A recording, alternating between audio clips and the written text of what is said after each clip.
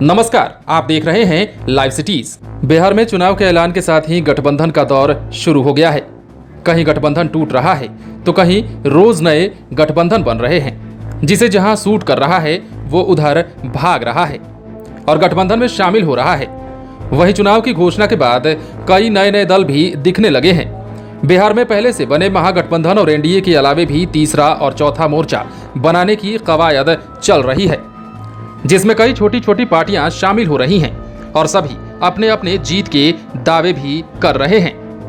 बिहार में गठबंधन के इस दौर में एनडीए की बात करें तो एनडीए में अब भी सब कुछ ठीक नहीं दिख रहा है। चिराग पासवान सीटों को लेकर लगातार दबाव बनाए हुए हैं। वहीं मान मनोवल का दौर भी चल रहा है। साथ ही तरह तरह की बातें भी बाहर आ रही हैं, जबकि जदयू ने साफ कर दिया है कि यह मामला बीजेपी का है और बीजेपी ही इस मामले को समझेगी। क्या लोजपा एनडीए में रहेगी या नहीं, इधर महागठबंधन में लगातार टूट जारी है। पहले जीतन राम मांझी अलग हुए, वहीं अब उपेंद्र कुशवाहा ने भी टाटा बाय बाय बोल दिया है।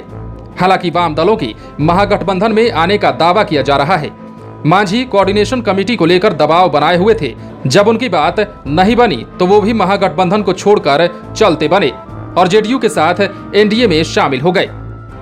वहीं कभी विष की घूंट पीकर महागठबंधन में रहने की बात करने वाले उपेंद्र कुशवाहा भी अब छोड़कर चले गए हैं। मायावती के हाथी पर सवार हो गए हैं। उन्होंने मायावती की बसपा और जपासों के साथ मिलकर नया गठबंधन बनाया है। इनमें कौन कितनी सीटों पर लड़ेगा और कौन सीएम का चेहरा होगा, इस पर बात नहीं बन पाई है, लेकिन उनकी पार्टी में भी भगदड़ मची हुई है। पहले प्रदेश अध्यक्ष भूदेव चौधरी गए, उसके बाद प्रधान महासचिव माधव आनंद ने भी इस्तीफा दे दिया।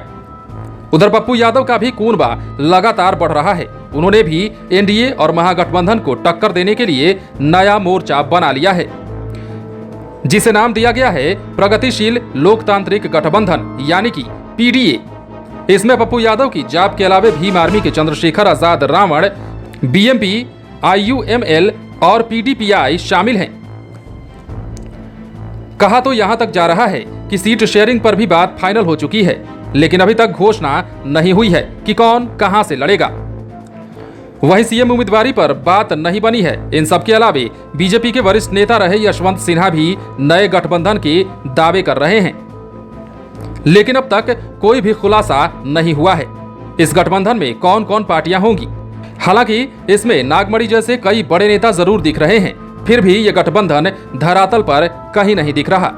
बहरहाल अब देखने वाली बात यह है कि सूबे की जनता इन गठबंधनों में से किस पर भरोसा जताती है, क्योंकि जीत के दावे सभी दल और गठबंधन कर रहे हैं, लेकिन सत्ता की चाबी किसे मिलेगी ये तो 10 नवंबर को ही पता चल पाएगा।